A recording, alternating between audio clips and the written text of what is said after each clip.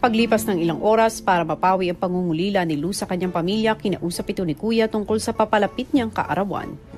Special yata ang araw bukas. Sobrang special, Kuya. Favorite day ko po yun of the year, Kuya. Favorite ko talaga siya.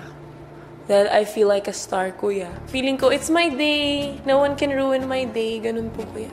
Ano bang kadalasan na ginagawa mo pag birthday mo?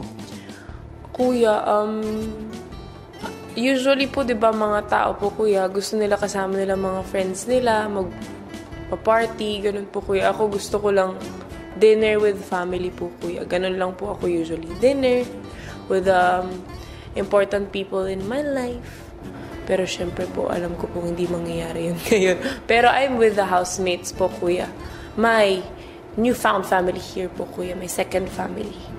Gusto mong magkaroon ng konti o munting selebrasyon kasama ng mga housemates mo? Pwede naman po, Kuya. Kuya, ang dami kong gusto kong kainin, Kuya. Kuya, syempre hindi mawawala ang cake dyan, ano?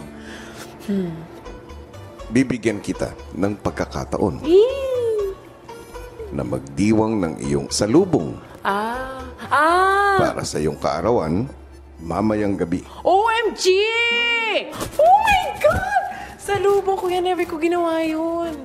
Enjoy! I love it. First time for everything, Kuya. Thank you po. Opo.